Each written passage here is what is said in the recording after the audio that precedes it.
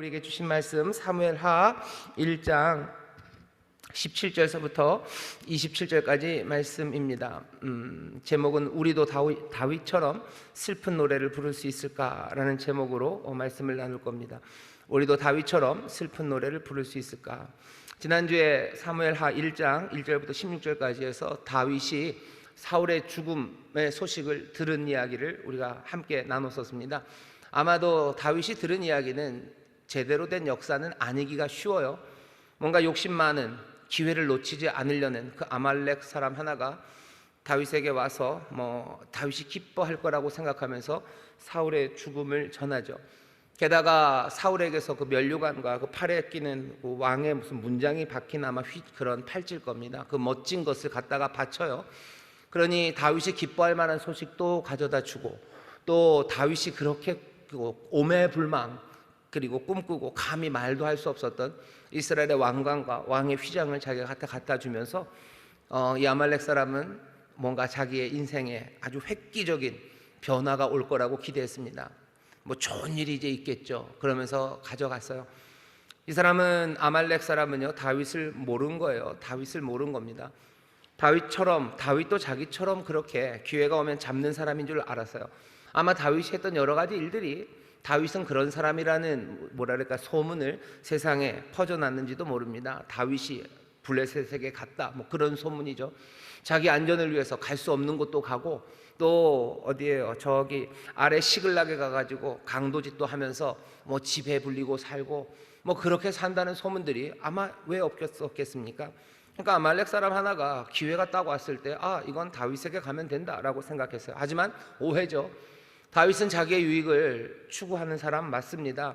자기에게 온 기회를 잘 놓치지 않아요. 그리고 그것 안에서 계속해서 승리를 만들어내고 더 풍성한 것들을 만들어내는 능력이 있는 사람 맞습니다. 하지만 다윗은 그것으로만 사는 사람은 아니에요. 내 삶을 돌봅니다. 아주 잘 돌봐요. 하지만 그게 끝이 아니에요. 그것을 넘어서는 무언가가 분명히 있어요. 자기의 유익을 쫓아가는 것을 멈출 수 있는 사람이에요. 자기의 유익을 쫓아가는 것, 그것 말고 다른 것에 마음을 들일 수 있는 사람이 다윗입니다. 근데 아말렉 사람은 그걸 몰랐어요. 아마 우리도 저와 여러분도 이 땅에서 그냥 아무렇게나 사는 거 하나님이 기뻐하지 않으십니다. 내 가족들을 책임져야 되는 거, 그거 부모로서의 특별히 가장으로서의 소명입니다. 내 자녀들 먹여 살려야 돼요. 그게 내 유익을 구하는 거라고 정말로 이기적이다 그렇게 말할 건 아니에요. 우리가 이기적으로 그냥 그걸로만 살아가는 사람 아니죠. 하지만 내 가족을 먹이고 내 가족 입혀야 되는 거, 그건 내가 맡겨준 소명입니다. 그것을 위해서 최선을 다해요. 그래서 그것들을 위해서 하나님 앞에 능력을 구해요. 그리고 그 일 잘 아름답게 감당하십시오. 하지만 그것이 끝은 아니에요. 그것 넘어서는 다른 일들이 있어요. 그것들을 멈춰야 되는 시간들이 있어요. 다윗은 그걸 압니다. 내 쾌락, 내 즐거움을 위해서 사는 사람들도 있죠. 내 즐거움을 추구하는 거 그거 나쁘지 않아요. 취미생활 할 수 있습니다. 내가 재밌는 거 그거 할 수 있어요. 하셔요. 하지만 내가 멈출 수 있는 시간들이 있어요. 내가 멈춰야 되고, 그리고 그것들 말고 다른 것에 헌신해야 되는 것, 그것이 있다는 것을 아는 사람들 되어야 합니다. 그게 다윗이었는데 아말렉은 그것을 몰랐습니다. 그러고서는 다윗에게 와서 자랑을 했죠. 다윗은 이 어마어마한 사건 앞에서 아말렉 사람을 그냥 둘 수 없어요. 내 유익을 위해서 네가 그랬다고? 네가 사울을 죽였다 그러니 너는 죽어야 돼요. 왜? 사울의 죽음이라는 게 나 다윗에게는 유익이 될지 몰라도, 정치적으로 유익이 될지도 몰라도 그것은 어마어마한 슬픔이에요. 그리고 그 슬픔을 네가 가져왔다니 네 말대로 너는 죽어야 된다고 그 자리에서 당장 아말렉인을 죽입니다. 오늘은 그 뒤에 이어지는 이야기예요. 아말렉을 죽였다고 해서 모든 슬픔이 사라진 건 아니죠. 다윗에겐 여전히 슬픔이 가득합니다. 그리고는 그 슬픔으로 노래를 불러요. 슬픔의 노래가 오늘 우리가 읽은 본문의 말씀입니다. 17절 18절은 이 노래를 소개하고요, 19절부터 27절까지가 이 슬픔의 노래입니다. 슬픈 노래를 부를 수 있을까? 설교 제목을 쓰고 나서 생각해 보니까 김건모가 생각나더라고요. 슬픈 노래를 듣고 싶지 않아. 모르시죠? 잠 못 드는 밤 이렇게 비는 내리고인가요? 다윗이 슬픈 노래를 불러요. 여러분들, 슬픈 노래는 사람들이 별로 부르고 싶지 않아 하죠. 김건모만 그런 건 아니에요. 슬픈 노래를 부르고 싶지 않고 우리가 어린아이들 찬양하는 찬양이 있어요. 뭐 다윗처럼 춤을 추면서, 어린아이들만 하는 건 아니죠. 다윗과 함께 노래하겠다고 다윗처럼 춤을 추면서 뭐 그렇게 다윗이 노래하는 게 시편에 얼마나 많습니까?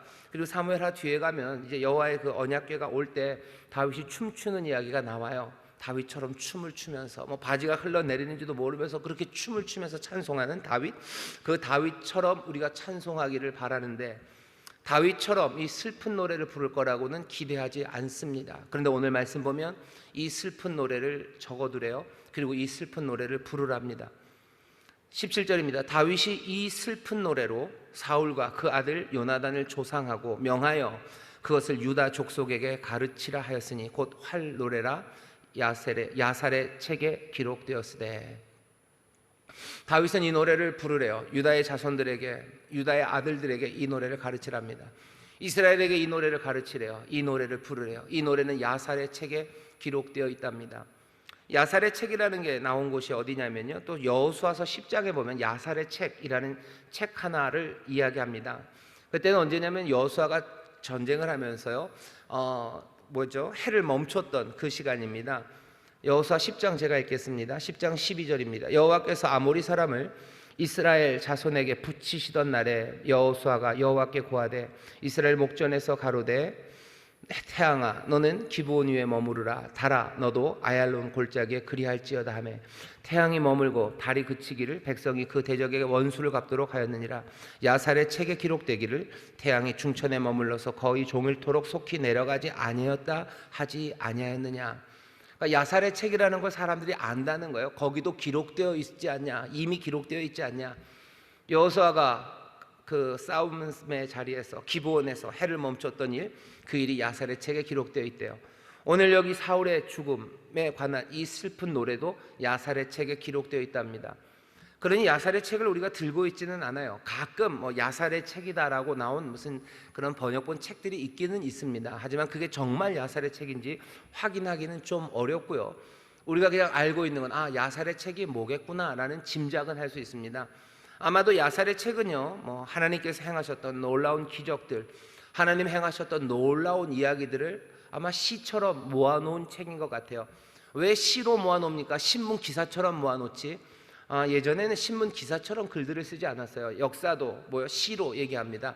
여러분 호머의 일리아드, 오디세이 뭐 이런 거 보시죠. 그것도 다 시예요. 서사시입니다. 긴 시처럼 역사를 말해요.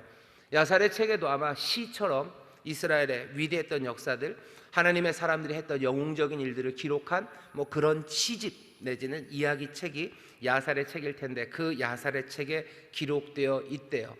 그건 이스라엘이 안다는 거예요. 그리고 동시에 다윗은 이 노래를, 이 슬픈 노래를 유다 족속에게 가르치라고 합니다. 슬픈 노래를 가르치라는 건 그냥 외우고 있으라는 뜻은 아니죠. 이 슬픈 노래를 부르라는 겁니다. 슬픈 노래를 부르래요. 다윗이 부르는 슬픔의 노래예요. 슬픈 노래예요. 야살의 책에도 기록되어 있어요. 다윗은 이 노래를 유다의 자손들, 유다의 족속들에게 가르치라고 명했습니다. 그리고 이 노래의 제목은 활입니다. 노래 제목이 활이에요. 왜 활일까는 아마 뒤에 보면 요나단이 활로 유명했나 봅니다. 사울은 칼, 그리고 요나단은 활이에요. 활 그러면 그냥 요나단을 상징하는 별칭처럼 쓸 수 있죠. 엘리야를 향해서 사람들이 이스라엘의 마병이라고 얘기하는 거, 이스라엘의 병거와 마병이여 라고 엘리야를 불렀던 것처럼 어쩌면 요나단은 이스라엘의 활이었을 겁니다. 그런 게 있죠. 무슨 아이돌들도 보면은 뭐 5명, 6명 이렇게 쭉 아이돌이 나와서 자기들이 맡은 파트들이 있어요. 뭐 어디에서 뭘 맡고 있는 누구예요? 뭐 이러죠. 요나단은 이스라엘의 활입니다. 그리고 어쩌면 사울은 이스라엘의 칼이었을 거예요. 그게 이름, 별명처럼 되어 있습니다. 그러니 다윗이 이 노래를 부르고서요, 이 노래의 제목을 별이라고 한 것 같아요. 이 노래의 이름은 활입니다. 이 노래의 제목은 활이에요. 왜? 요나단을 기억하는 노래예요. 이 노래는 슬픈 노래예요. 유다 그리고 온 이스라엘이 이 노래를 배워서 불러야 돼요. 이 노래는 야살의 책에 기록되어 있습니다. 왜 야살의 책에 기록되었을까? 이 다윗이 부른 꽤 많은 노래들은 다 시편에, 꽤나 많이 시편에 있지 않습니까? 근데 이 노래가 시편에 있지는 않아요. 다윗이 만든 이 노래만 시편에 없는 게 아니라 이런 식의 노래는 시편에 없습니다. 이런 식의 노래는 어떤 노래냐면요, 슬픈 노래라고 붙여진 바로 이 노래는 우리식으로 말하면 장송곡 비슷한 겁니다. 히브리 말로는 키나라고 그래요. 키나라는 형식이 있습니다. 키나는 죽음의 자리에서 죽은 사람에게 경의를 표하는 노래예요. 죽은 사람을 기념하는 노래예요. 그리고 죽은 사람을 슬퍼하는 노래, 그 노래입니다. 우리가 장송곡이라고 하는 거죠. 이 키나는 시편에는 하나도 없어요. 분명히 슬픔을 노래하지만 성경 그 시편에 없는 이유가 아마도 그걸 거기 때문입니다. 시편에는 슬픔을 노래하는 것들이 많아요. 하지만 고통 가운데도 부르짖죠. 하나님께 도움을 구해요. 하나님의 도움을 도와달라고 기도하는 부르짖음이 슬픈 시편 애가에는 많이 있습니다. 그런데 뭔가 도움을 구한다는 건 앞을 바라보는 거예요. 구원을, 건짐을 바라는 건 앞을 바라보는 거죠. 하지만 이제 죽었어요. 더 이상 앞을 바랄 게 없습니다. 그러니 키나 이 슬픈 노래 장송곡에는요, 하나님의 도우심을 구하지 않아요. 오늘 쭉 보시면 하나님 도와주세요 이런 거 없죠. 보통 시편에 있는 슬픈 노래는 하나님 도와달라는 이야기가 있는데 여기는 하나님을 도와달라는 말이 없을 뿐만 아니라 아예 하나님에 관한 이야기가 나오지도 않습니다. 키나는 늘 그래요. 죽은 사람을 애도하는 이 노래에는요, 하나님에 관한 이야기가 나오지 않아요. 하나님을 말하지 않습니다. 왜 그럴까? 또 이 키나에는요, 죽은 사람에 대해서 경의를 표하는 노래이기 때문에 그 사람의 잘못된 것 아니면 그 사람을 나쁘게 말하지 않아요. 한 사람이 죽었는데 장송곡을 부르면서 그 사람 욕하고 이 사람이 이거 잘못했다, 이거 잘못했다, 그런 얘기들 하지 않습니다. 우리나라에도 아주 좀 슬픈 일들이지만 뭔가 사람들의 주목을 받는 사건이 생겼을 때 그 사건으로 조사를 받던 사람들이 갑자기 삶을 그냥 끝내버리는 그런 안타까운 일들이 많이 일어나요. 그러면 그냥 다들 덮죠. 공소권 없음 이러면서 다 덮어버려요. 그 죄를 받을 사람이 없기 때문에 다 덮는다고 덮죠. 덮어버립니다. 그러면 사람들이 뭐라고는 얘기해요. 그러면 안 된다고 얘기해요. 예, 물론 정의를 위해서 그렇게 덮여지면 안 되는 게 있기는 있습니다만은, 그래도 그렇게 죽은 사람 앞에서 노래를 부를 때 그 사람 앞에서 그 슬픔을 애도하는 그 자리에서 누구도 그 사람의 잘못을 이야기하지는 않아요. 그 장례식장에서 슬픔을 노래하고 있는, 슬퍼하는 그 유가족들 앞에서 이 사람은 뭘 잘못했다고 적어도 노래하지는 않습니다. 키나는 늘 그래요. 죽은 사람, 왜 사람이 잘못이 없겠습니까? 모든 죽은 사람들 다 잘못이 있죠. 그래도 죽음에 대한 경의를 표하는 그 노래에서는 나쁘게 말하는 건 들어있지 않아요. 그리고 동시에 하나님에 대해서도 말하지 않습니다. 왜 하나님에 대해서 말하지 않아요? 이 죽음의 시간이, 이 슬픔의 시간이 너무 크기 때문에요, 이 모든 순간은 그냥 다 죽어간 그 사람에게 주어야 된다고 생각하는 거예요. 뭔가 하나님에 대한 생각, 이 삶을 하나님이 어떻게 인도하셨을까, 그런 신학적인 생각도요, 그냥 옆으로 치워놓는 거예요. 그것도 옆으로 놔요. 이 사람이 인간적으로 잘했나 못했나, 그것도 옆으로 치워놓고 이 사람의 삶 가운데서 하나님이 어떻게 하셨을까, 이게 어떤 죽음에는 하나님의 어떤 의미가 있을까, 아니 그런 것도 다 치워놓는 겁니다. 뭐만 남아요? 온전히 여기 있는 사울과 요나단, 이 두 사람의 죽음, 그것만 남겨놓는 것이 장송곡 키나의 특징입니다. 오늘 본문도 보면 하나님 부르지 않아요. 그냥 뭐만 얘기해요? 사울 이야기만 해요. 그리고 요나단 이야기만 합니다. 이래도 됩니까? 모르겠어요. 적어도 다윗은 그렇게 합니다. 우리가 잠시 신학적인 걸 내려놔야 될 때가 있습니까? 예, 내려놔야 될 때가 있습니다. 혹시 여러분들 그런 일을 들으면서 갑갑해 하신 적 있나요? 장례식장에 가서 하나님 얘기하면서 장례식장에 가서 정말로 슬프게 돌아가셨어요. 정말로 안타깝게 돌아가셨어요. 근데 여기에 하나님이 어떻게 하셨기 때문에 이렇게 된 거고 이건 이렇게 될 거라는 이야기, 그런 이야기 들으면 여러분 어떠세요? 할렐루야 아멘 그러십니까? 아니요, 그럴 필요 없어요. 나중에 뭔가 신학적인 이야기, 하나님의 뜻에 관해서 얘기할 시간들 있을 겁니다. 하지만 슬픈 노래를 불러야 되는 그 시간에는 그런 이야기 하는 건 아니에요. 가서 이 사람이 뭘 잘못했네, 뭘 잘했네, 그런 이야기 할 필요 없어요. 여기 한 사람의 죽음이라는 그 슬픔 앞에서 그 비탄에 쌓인 시간에는 슬픈 노래를 불러야 합니다. 여기 다윗이 지금 그 노래를 불러요. 그리고는 어떻게 해요? 이 노래를 온 이스라엘이 이제 배워서 함께 부르라고 합니다. 뭐라고 노래하나 보시죠. 19절입니다. 오늘 여기 시편이 아니라 이 슬픈 노래를 보면요, 후렴이 3번 나옵니다. 19절에 오호라 두 용사가 엎드러졌도다. 25절에 오호라 두 용사가 전쟁 중에 엎드러졌도다. 27절입니다. 오호라 두 용사가 엎드러졌으며. 똑같은 게 3번 나오죠. 후렴이요. 19절 처음 시작이고요, 27절 마지막입니다. 처음과 끝에 이 이야기가 있어요.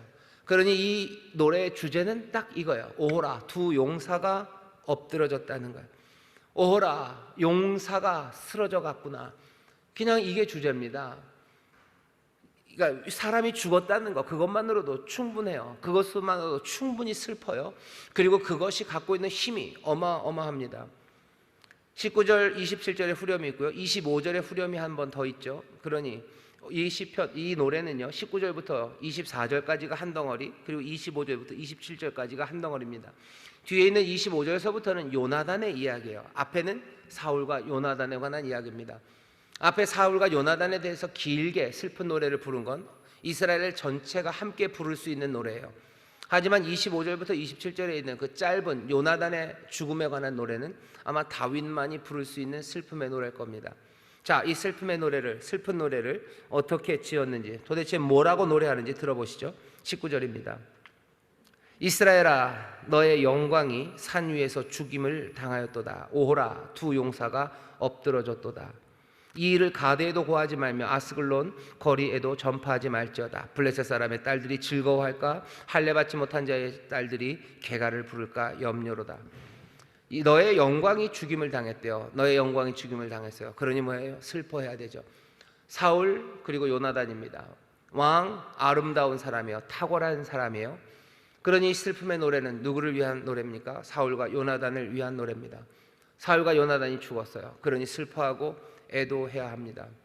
두 용사가 엎드려졌기 때문이에요. 어찌 용사가 넘어질 수 있을까? 어찌 용사가 쓰러질 수 있을까? 그러나 그 영웅이 쓰러집니다.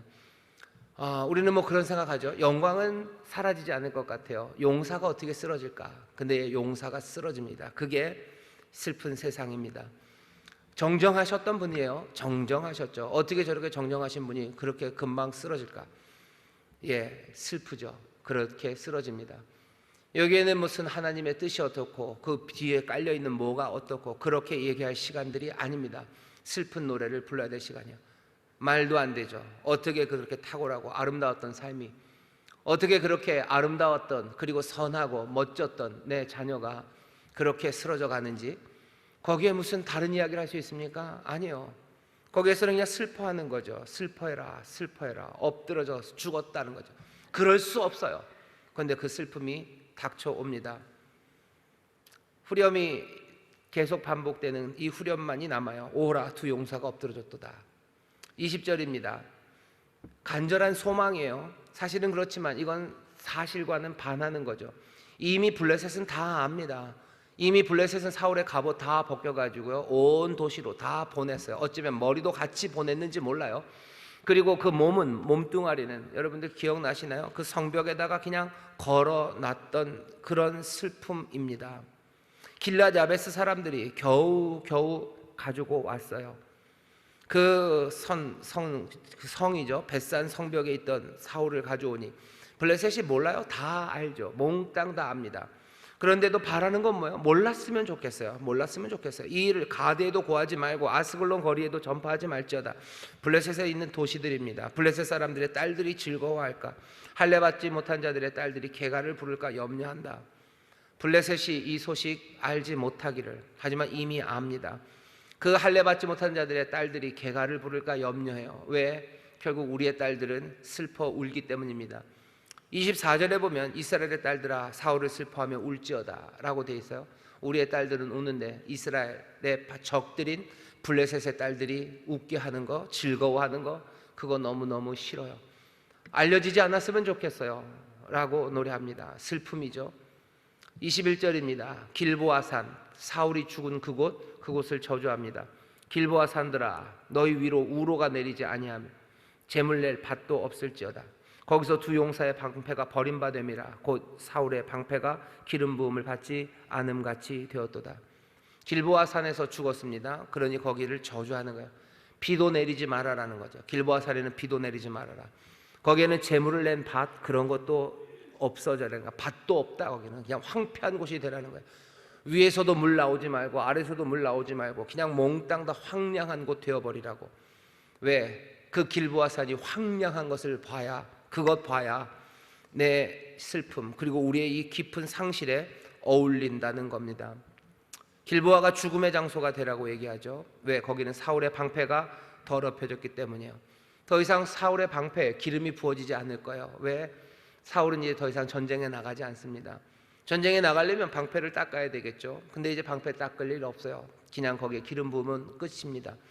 사울의 방패에 대해서만 이야기하는 건 아니죠. 기름 부음 받은 자 사울입니다. 더 이상 기름 부음 받은 자, 기름 부음 받은 자는 없어요. 기름 부음 방패도 없고 기름 부음 받은 자도 없습니다. 몽땅 다 텅 비어버린 그곳에 길보아산 너도 텅 비어버리라는 거예요. 이게 무슨 얘기인지 우리는 압니다. 그렇죠? 해 뜨지 말라는 거야. 해 뜨지 말아라. 바다 너 괜히 뭐 파도 왔다 갔다 하고 철썩거리지 말고 꼼짝도 하지 말아라. 세상에 여러분들 그런 노래 있죠. 뭐 Why does the sun go on shining? 왜 해는 계속 빛나는 건가요? 왜 계속 파도는 우리에게 다가오는 건가요? 왜 내 사랑은 끝나버렸는데 왜 세상이 끝나지 않았나요? 뭐 그런 노래 있습니다.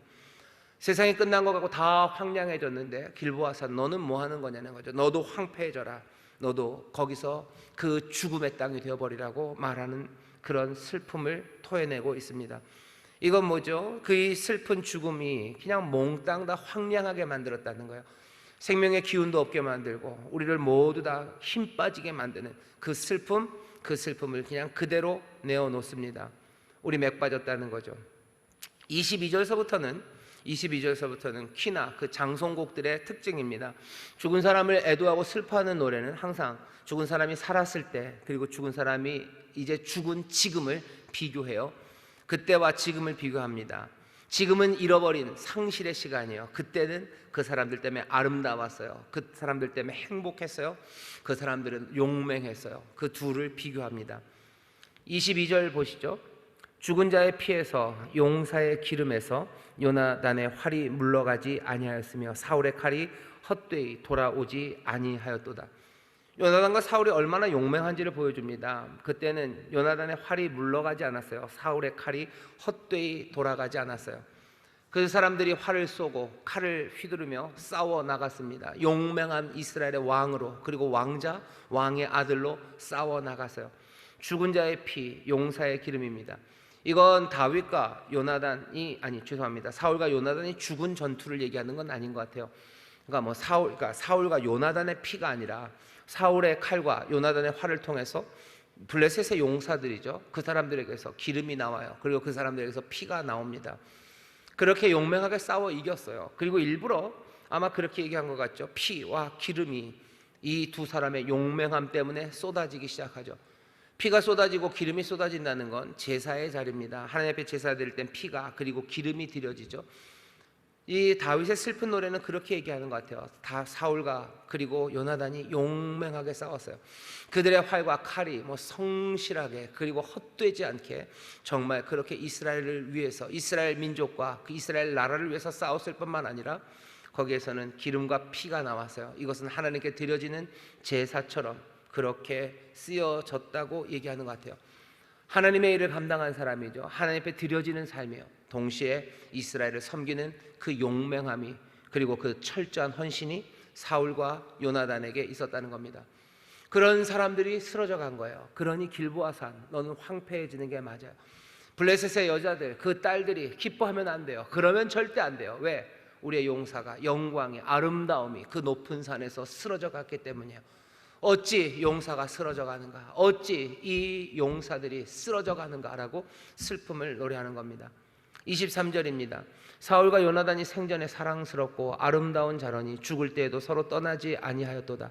저희는 독수리보다 빠르고 사자보다 강하였도다. 사울과 요나단은요, 사자보다 강합니다. 그리고 독수리보다 빨라요. 그리고 이 두 사람은 생전에 사랑스럽고 아름다워요. 그리고 죽을 때라도 떠나지 않습니다. 여기 사울과 요나단을 칭찬해요. 높여줍니다. 항상 이런 조사 아니면 슬픔의 노래에서는요 자연스럽게 과장되죠. 우리가 아는 사울이 뭐 이렇게 아름답지 않은 걸 압니다. 사랑스럽지 않아요. 다윗을 그렇게 아주 좀 쪼잔하게 쫓아다녔던 겁니다. 하지만 여긴 그런 얘기 할 필요 없어요. 사울과 요나단이 늘 화목했던 것만은 아닙니다. 이 아버지와 아들이 싸우죠. 다윗 때문에 다툽니다. 다윗 때문에 다투고 그것 때문에 사울은 아들 요나단을 막 죽이려고까지 했어요. 하지만 그래도 우리는 압니다. 요나단은 결국은 사울을 택해요. 아버지를 택합니다. 아버지를 택해요. 다윗을 사랑하지만 아버지를 택하고 아버지와 함께 머무릅니다. 블레셋 사람과의 싸움에서도 끝까지 그 옆을 지켜요. 길보아 산에서 그 아들은 아버지와 함께 싸웁니다. 그리고 아버지와 함께 죽어요. 사울을 존중하고 아버지 사울을 돕기 위해서 다윗에 대한 자신의 사랑에 반하는 선택을 한 사람이 요나단이에요. 다윗에게 가는 대신에 아버지 사울에게 남았습니다. 요나단에게는 아름다운 게 많아요.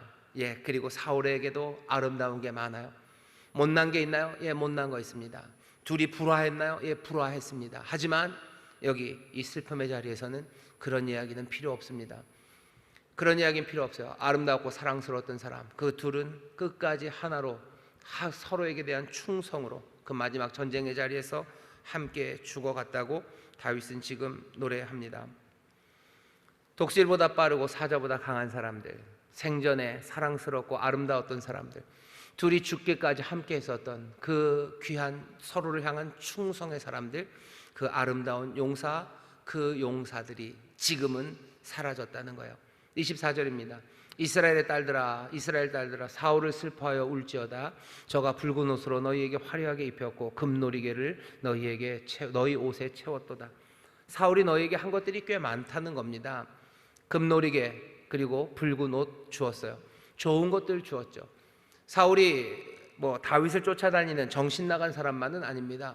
사울은 블레셋과 싸웠던 사람이요, 왕이 되어서 앞에 나가 싸웠던 사람이죠. 이스라엘 전체에게 자부심을 주었던 사람이요, 우리에게도 왕이 있다, 우리를 이끌고 나갈 사람이 있다. 그리고 그 일을 감당했던 사람이 사울 그리고 요나단입니다. 이스라엘은 사울을 우리에게 은혜를 준 사람이요, 우리에게 하나님의 선물을 준 사람이요, 우리를 위해서 싸우고 우리를 지키고 우리의 자부심을 세워줬던 그런 왕입니다. 다윗은 그걸 알아요. 그러니 그렇게 노래합니다. 나에게 해를 끼치려고 했었고, 그리고 나를 오해해서 내 삶에 위협이 되었지만, 여기 이 사울 그리고 요나단이 죽은 이 죽음이 이스라엘에게 어떤 의미인지 다윗은 압니다. 그리고는 그 슬픔을 노래하는 거죠. 웃을 수 없어요. 눈물의 시간입니다. 눈물의 시간입니다. 25절 시작은 다시 좀 바뀌죠. 오호라, 두 용사가 전쟁 중에 엎드러졌도다. 요나단이 너의 산 위에서 죽음을 당하였도다. 내 형 요나단이여, 내가 그대를 애통함은 그대는 내게 심히 아름다움이라. 그대가 나를 사랑함이 기이하여 여인의 사랑보다 승하였도다. 어떤 사람들은 이 21절 얘기를 보면서요, 그렇게들 얘기들 해요. 다윗과 요나단은 무슨 호모 동성애자인가 보다. 아닙니다. 이거 다윗과 요나단이 동성애를 했다는 얘기를 쓰려고 여기다가 사랑했다고, 여인의 사랑보다 승하였다고 그렇게 쓴 건 아닙니다. 여인의 사랑보다 승하다는 건 이런 의미가 조금 있을 거예요. 이 당시에는 여러분들 무슨 자유연애 이런 거 좀 없습니다. 자유연애 이런 세상 아니에요. 결혼도 너무 좋아서 낭만이 싹 터서 로맨스가 무르익어서 더 이상 견딜 수가 없어서 그 로맨스의 결과가 결혼으로 가는 그런 세상은 아니에요. 그런 세상이 온 지는 얼마 되지 않았습니다. 여기 연세 많으신 우리 권사님들, 제가 여러분들의 연애사를 비하하고 폄하하려고 하는 건 아니지만 어떻게 결혼했나 생각해 보세요. 로맨스가 너무너무 충만해서 이 로맨스를 놓칠 수가 없어서 그래서 결혼하신 분들도 많으시죠. 하지만 아니신 분들도 꽤 있으실 겁니다. 그 전에는 더 그랬어요. 이건 지금 3000년 전입니다. 여인의 사랑이라는 것이 그 당시에는 어떻게 이루어졌는지 좀 생각해 보시면 돼요. 아마도 탐욕으로 결혼하는 사람들이 있어요. 탐욕으로 하는 거죠. 왜 탐욕으로 결혼해요? 그냥 자랑하고 싶은 거예요. 난 여자가 많다라는 탐욕으로 많은 여자들을 얻으려는 사람들도 있었고, 아니면 출산, 아기 낳아가지고 노동력, 점점 풍성한 그런 집안을 이끌기 위해서 여인을 사랑하는 사람도 있었고, 뭐 그런 방식으로 여전히 다른 목적들이 오히려 여인을 사랑하는데 훨씬 더 많았습니다. 다윗은 그런 사랑 아니라는 거죠. 정말로 내가 너를 존중하고 정말로 내가 너를 사랑한다고, 그런 의미로 여인의 사랑보다 승하다고 그런 거지, 난 여자 아니라 네가 더 좋다, 약간 동성애적으로 얘기하는 건 아닙니다. 지금 여기 이 슬픔을 이야기하는 자리예요. 여기에다가 대고 이게 동성애를 얘기한다는 얘기는 이건 약간 불경스럽습니다. 하나님에게가 아니라 그냥 다윗에게 불경스럽고, 그리고 이 슬픔의 자리에서 뭔가 잘못된 이야기를 하는 겁니다. 요나단을 슬퍼해요. 다윗은 형이라고 부릅니다. 뭐 그럴 수 있어요. 다윗이 처남이기 때문에 그렇습니다. 사울의 딸 미갈과 결혼했죠. 요나단은 사울의 첫 아들이에요. 그러니 뭐 처남, 매제 뭐 이런 관계일 겁니다. 내 형이에요, 내 형제예요, 내가 사랑합니다. 그 사랑했던 사람이 이제는 없어요. 그렇게 고백하고 오호라 두 용사가 엎드려졌으며 싸우는 병기가 망하였도다. 그게 마지막입니다. 두 용사는 쓰러졌어요. 그리고 이제 병기도 거기서 그 길보아 산에서 쓰러질 거예요. 다시 그 병기를 들 사람은 없습니다. 둘은 거기서 쓰러져 간 겁니다. 슬픈 노래 맞죠? 이 슬픈 노래를 다윗이 부릅니다. 그리고 온 이스라엘에게 이 슬픈 노래를 부르래요. 하나님 이야기 나오나요? 하나님 이야기 나오지 않아요. 하나님의 뜻 이런 이야기 나오나요? 안 나옵니다. 사울과 요나단의 잘못된 것들 그런 이야기 하나요? 아니요, 그런 이야기 하지 않습니다. 그냥 한 사람의 죽음, 아니요, 두 사람의 그 죽음이라는 슬픈 사건 앞에서, 그 상처와 그 아픔 앞에서 온 이스라엘이 함께 아파하는 것 안에서 그냥 슬픈 노래를 부를 뿐이에요. 모두가 다 슬퍼하는 그 자리에서 불러지는 슬픔의 노래를 잘 보셔요. 이건 아주 적합해요. 그 슬픔의 자리에서는, 이런 슬픔의 사건에서 이 노래를 부르는 게 맞습니다.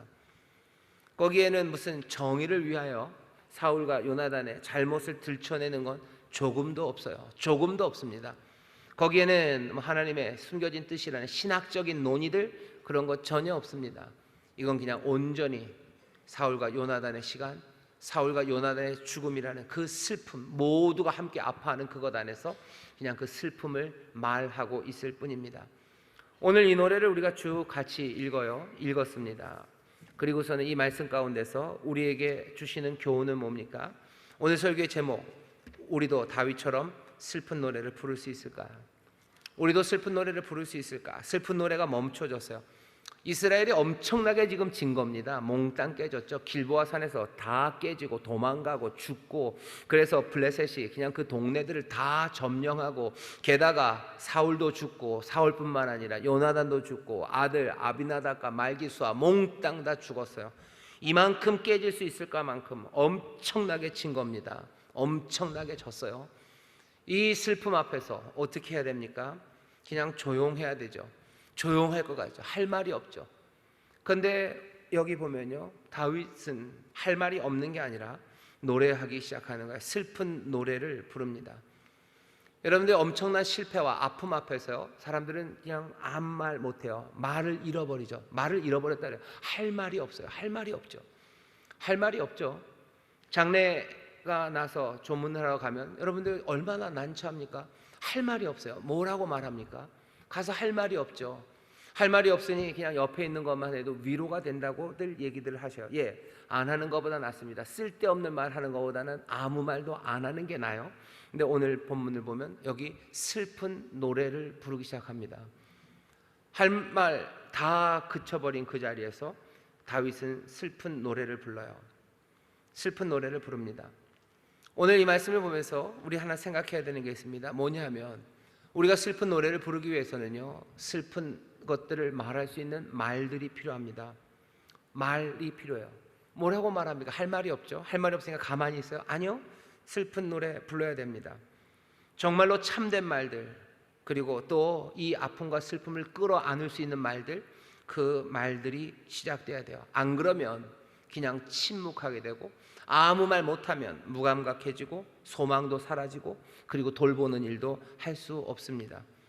틀에 박힌 말들, 그 말들도 안 됩니다. 뭔가 정말로 참되고 진실된 말들, 늘 하던 말들 아니라 그 슬픔을 말할 수 있는 말들, 그 말들이 필요해요.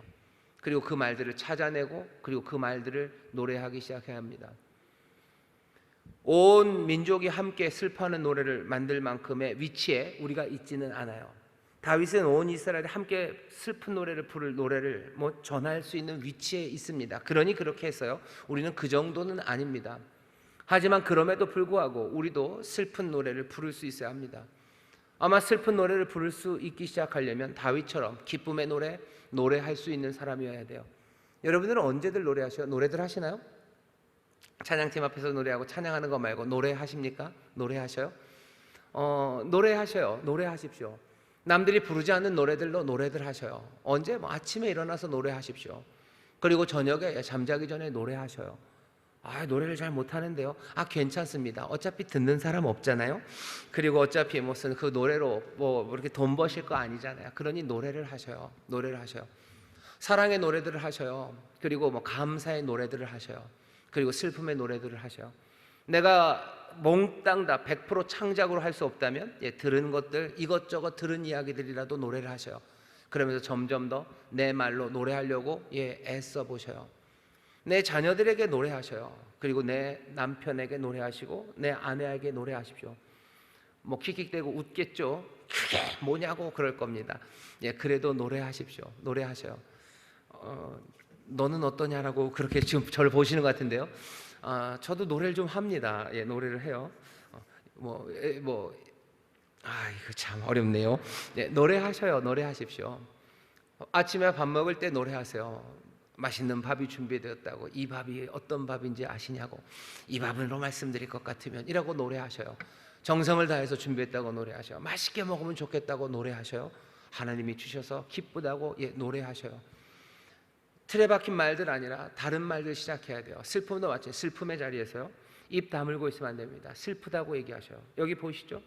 죽었다고, 영광이 죽임당했다고, 그것들이 몰랐으면 좋겠다고 내 슬픔을 얘기합니다. 길보아 산이 망했으면 좋겠다고, 그 용사의 용맹했던 것, 아름다웠던 것들, 그것들 이야기하는 거예요.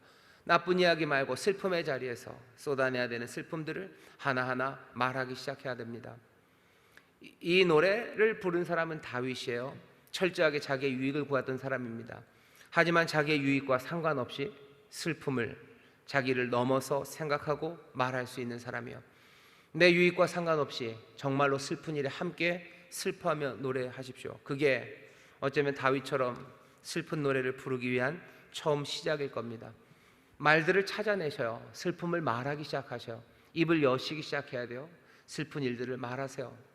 슬픈 일들을 말하고, 그리고 그러기 위해서 내 유익과 상관없는 그것들을 뛰어넘는 그 생각들과 말들을 쏟아내기 시작하십시오. 슬픈 노래가, 그리고 슬픔이 우리에게 갖고 있는 묘한 힘이 있습니다.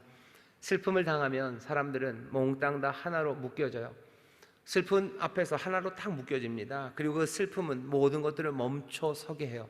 그리고 그 슬픔 가운데서 멈춰선 그곳에서요, 내가 이제껏 중요하다고 생각했던 것들, 그것들을 다시 하나씩 하나씩 돌아보게 됩니다. 사람들은 이 노래를 아마 불렀을 겁니다. 이스라엘 사람들이 이 노래를 불러요. 다윗의 때는 이 노래를 부를 일이 별로 없었겠죠. 왜? 그때는 하나님이 복을 많이 주셨기 때문에 슬픔의 시간들이 별로 없었습니다. 하지만 시간이 많이 지나서 또 이스라엘이 어려움 당했던 그때도 이 노래를 불렀을 거예요. 여러분, 시편 137편 4절에 보면 바벨론 강가에서 부르는 노래가 나오죠. 우리가 이방에 있어서 어찌 여호와의 노래를 부를꼬. 바벨론 강가에서 슬퍼할 때 사람들이 와서 너 주의 노래, 여호와의 노래를 불러보라고. 내가 어떻게 그 노래를 부르냐고. 나는 이제 그 노래를 부를 수 없다고. 그런 노래가 137편에 있는데, 그 바벨론 강가에서 사람들은 뭘 불러요? 아마 이 다윗이 알려준 이 슬픈 노래를 불렀을 겁니다.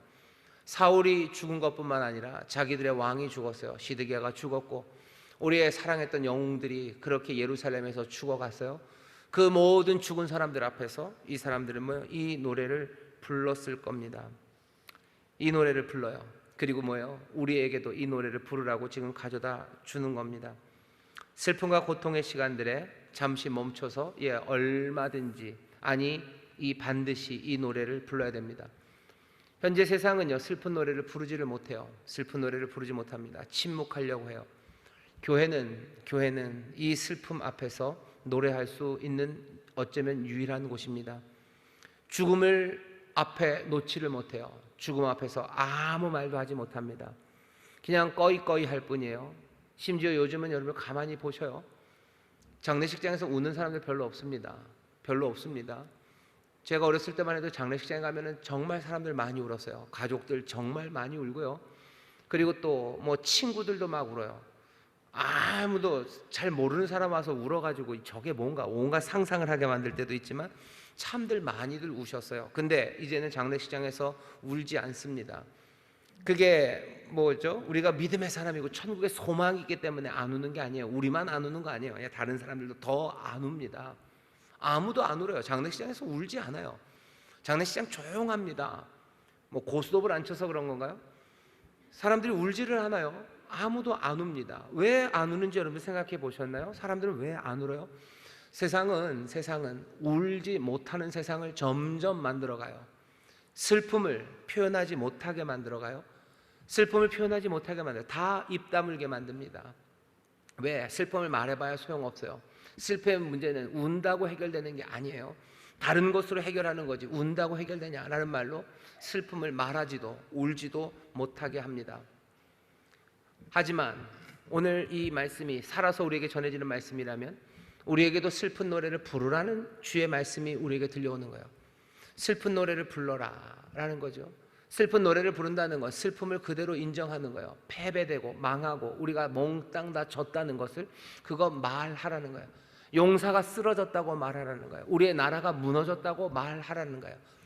대한민국을 향해서 슬픔을 말하기가 어려워요. 그냥 다 잘 될 것 같아요. 다 잘 되겠지, 뭐 어떻게 되겠지, 다 괜찮겠지라고 말해야지 정말로 우리가 망했네 라고 말하지 못합니다. 우리가 소망하고 잘 되기를 바랬지만 패배한 일들, 그 일들에 대해서 감히 말할 수 있어야 됩니다. 우리를 절망하게 하는 정의들에 대해서 말해야 돼요. 정의가 다 망했구나라고 말할 수 있어야 돼요. 평화가 다 망했구나, 소망이 다 망해버렸구나라고 슬퍼하고 절망하기 시작해야 됩니다. 절망을 말할 수 없는 건요, 절망을 말하고 나면 더 큰일이 날 거라고 생각하기 때문이에요. 그렇죠? 그러니 슬퍼한다고 말도 못해요. 망했다고 말 못해요. 망했다고 말하면 그냥 그걸로 끝날 것 같은 거예요. 그러니 침묵하게 되는 겁니다. 예수의 사람들과 교회가 슬픔을 말할 수 있는 이유는 다른 것 없어요. 우리에게 십자가가 있기 때문입니다. 십자가는 어떤 자리죠? 우리의 모든 삶이 다 깨져버린 자리입니다. 세상이 깨져버린 자리예요. 모든 것들이 실패한 자리가 십자가죠. 십자가.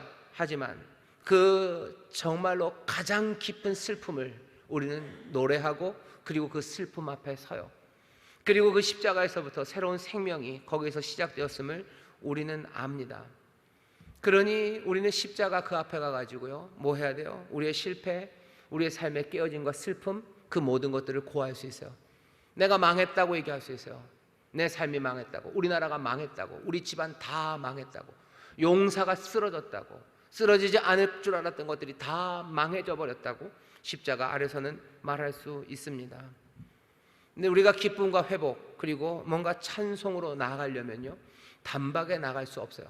삶이 깨지고 이스라엘의 왕창 깨졌습니다. 그리고 그냥 바로 일어나서 기쁨으로 나가서 노래하면서 나가요? 어떻게 그럽니까? 그러지는 않죠. 숨을 골라야 되지 않겠습니까?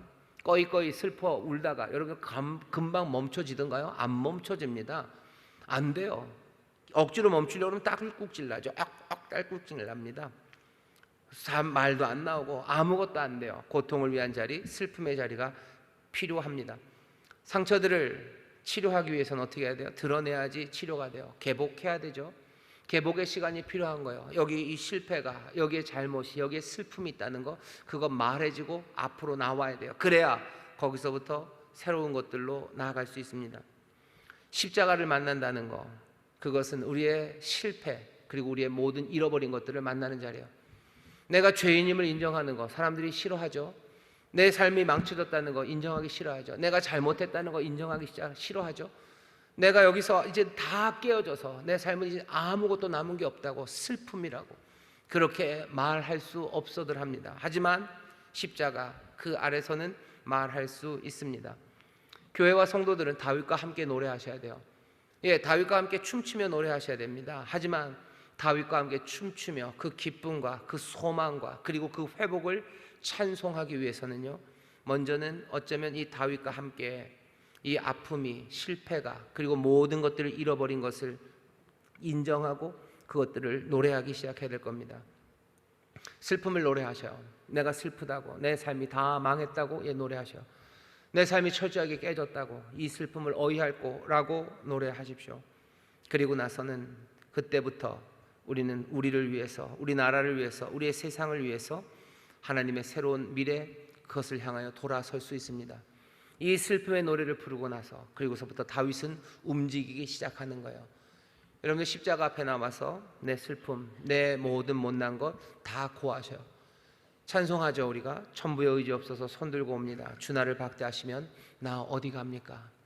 내 실패를 인정하지 않고 그 슬픔을 노래하지 않으면 그럼 우리의 삶은 엉망이 되어가기 시작할 겁니다. 그 슬픔 안에서 우리는 새로운 것들을 보기 시작해요. 정말로 인생의 중요한 게 무엇인지 다시 보기 시작합니다. 십자가 앞에 나오셔요. 그리고 거기서 슬픔의 노래를 다윗과 함께 부르셔요. 내 삶이 무너졌다고, 내가 믿었던 것들이 다 무너져 내렸다고, 내가 철석같이 믿었던 내 자녀가 무너져 내렸다고, 내가 철석같이 믿었던 내 남편이 무너져 내렸다고, 이 슬픔을, 이 애통함을 주 앞에 고하시고 그것들을 노래하기 시작하셔요. 그것들을 다 쏟아내는 거죠. 그리고 나서 머무르십시오. 그리고 그 십자가 아래서 다시 한번 우리에게 보이시는 그 생명의 길과 그리고 그 빛된 인도하신 가운데 다시 한번 우리에게 주시는 새로운 미래를 향해서 일어서시기 시작하십시오. 그러면서 다윗과 함께 춤추며 노래하세요. 또 다윗과 함께 하나님을 찬송하며 하나님의 구원을 노래하며 걸어가기 시작하셔요. 하지만 때로는이 아니에요. 우리의 삶에 오는 많은 실패의 시간들 그리고 그 슬픔의 시간들에 이 슬픔의 노래를 부르십시오. 옛날식으로 말하면 그런 거예요. 주 앞에 나와서 우시라는 거예요. 주 앞에 나와서 탄식하고 애통하시라는 거예요. 그 애통의 시간이 하나님 앞에서 내가 내 입을 통해서 나오기 시작할 때, 그 슬픔의 노래를 부르기 시작할 때, 그때부터 새로운 치료가 그리고 회복이 시작됩니다. 장례식장에서만 안 우는 거 아니에요. 교회에서도 좀 잘 안 웁니다. 아이들도 안 울고 어른들도 잘 안 울어요. 기도원에 가면 옛날에는요 다들 울었어요. 애들 다 웁니다. 왜 꼬맹이들이 그렇게 우는지 제가 어렸을 때도 생각해봐도, 제가 어렸을 때를 돌아봐도 참 이상해요. 그 뭐가 그렇게 지은 죄가 많아서 얼마나 저것들이 흉악범들이었을까? 왜 그렇게 울었는지 그냥 울어요. 막 울어요. 다 울어요. 애들만 아니 어른도 막 웁니다. 요즘 기도원들 한번 가보셔요. 울기는 웁니다. 하지만 그렇게 우는 사람들 없어요. 뭐가 달라요? 울지를 않아요. 부르짖는 소리 그 볼륨이 작아지진 않았어요. 여전히 크게 부르짖고요, 여전히 크게 외치고요, 이전보다 훨씬 더 기쁨으로 춤추는 사람들 많아요. 하나님을 찬송한다고 아름답게 찬양하는 사람들 많아요. 하지만 분명하게 사라져버린 건 슬픔의 노래들, 눈물, 애통함, 그것들은 사라져버렸어요. 왜 모르겠어요. 늘 과거가 좋은 것만은 아닙니다. 하지만 그래도 그 과거에 어려웠던 시절에 하나님의 은혜를 체험하고 또 그 어려웠던 시절에 하나님의 기적을 체험하고 어려워도 늘 기쁨으로 충만했던 게 왜 그랬나 생각해 보세요. 그때는 많이 울었어요. 그랬더니 어떻게 기쁨이 충만해요. 지금은 모르겠습니다. 그때만큼 그렇게 기쁨으로 주의 일을 감당하는 사람들이 그렇게 많을까? 아니요. 그 정도의 뜨거움과 기쁨은 잘 보이지 않아요. 왜 그런가 하는 거죠. 왜? 제 생각에는 울지 않아서 그렇습니다. 울지 않아요. 슬픔, 아픔, 그것들을 노래하지 않아요. 그러니 새로운 기쁨으로 나갈 수 있는 길들이 막혀버리는 것 같습니다.